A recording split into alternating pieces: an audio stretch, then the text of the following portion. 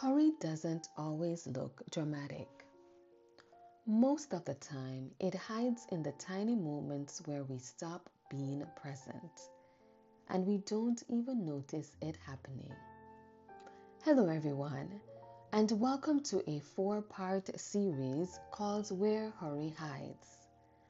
Over the next 4 weeks, I want to walk with you through the places in our lives where hurry has become a default setting, not a choice. My hope is that by naming where hurry hides, we can begin to swim against the cultural current that constantly pushes us toward more, faster, and now.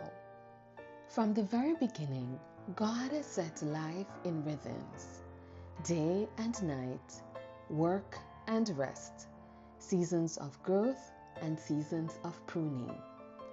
When we live inside these rhythms, Sabbath rest, seasonal cycles, daily communion, our souls settle. Peace isn't just the absence of conflict, it's the presence of a man or woman walking at God's pace. Hurry doesn't just show up in the big, obvious places. It hides in the micro moments, the tiny corners of our lives where we don't even realize we've surrendered our peace. I've seen it in my own life, more times I'd like to admit. It shows up when I rush through my emotions instead of sitting with them, long enough to match them with the truth of God. It shows up when I switch roles, mom, business owner, homemaker, without giving my mind or spirit a moment to reset. It shows up when I'm driving and I treat the red lights like interruptions instead of an invitation to pause. It shows up when I consume content faster than my soul can absorb it. It even shows up when I'm tidying my house while I'm mentally criticizing the mess, instead of just simply tending to the home entrusted to me. And then there are moments with my children. When my daughter was younger, there were nights when I would speed read her stories, nights when I skipped pages, nights when I rushed the very moments meant to slow us both down. I am not proud of those nights, but they taught me something I needed to learn. Hurry hides in places we stop being present. It's not always the big decisions or the major life transitions.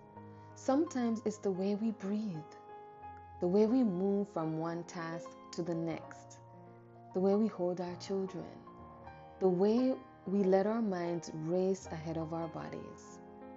And once you start to notice it, you can't unsee it. So I want you to think about your own life. Where does hurry hide for you?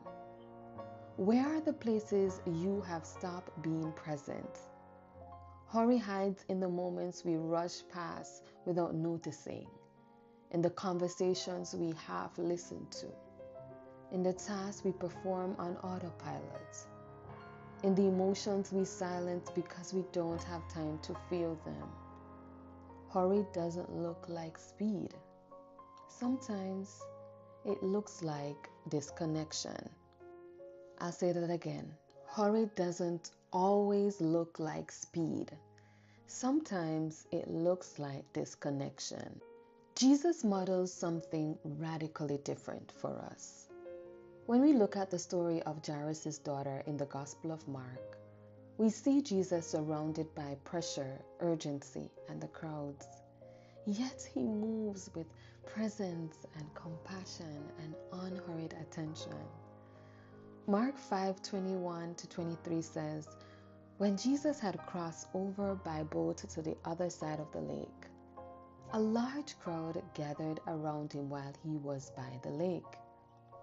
Then one of the synagogue leaders named Jairus came, and when he saw Jesus, he fell at his feet. He pleaded earnestly with him, "My daughter is dying. Please come. Put your hand on her so that she will be healed and live. And even on the way to this dying child, in a moment where every second seems critical, Jesus stops. He stops. Jesus stops. He notices a woman who reaches out to touch his garment. He turns. He listens. He sees her. Verse 34 continues, he said to her, "Daughter, your faith has healed you. Go in peace and be free from your suffering." And then after pausing for this woman, he continues on and raises Jairus' daughter back to life. Jesus refuses to be swept into the urgency around him. He moves at a different pace, a pace of presence and peace and purpose. And we are invited to live the same way, to walk through our days unhurried, to notice, to be present, to move with intention. This is the unhurried way, a rhythm of intentional living, where your heart, your mind, and even your body learn to move at a pace of grace. It's a posture, a way of being, shaped not by hurry but by abiding in the presence of God. A way of living where even in the busiest seasons, you can remain guided, grounded, and deeply satisfied in God, because impact does not require hurry. Let's take a minute to pause. Our scripture pause for today is "Be still and know that I am God." Psalm 46 verse 10. Our breath prayer, "Still my heart, Lord. Help me know you are God." And our promise claim, "When I am still, God reveals himself." When I am still, God reveals himself.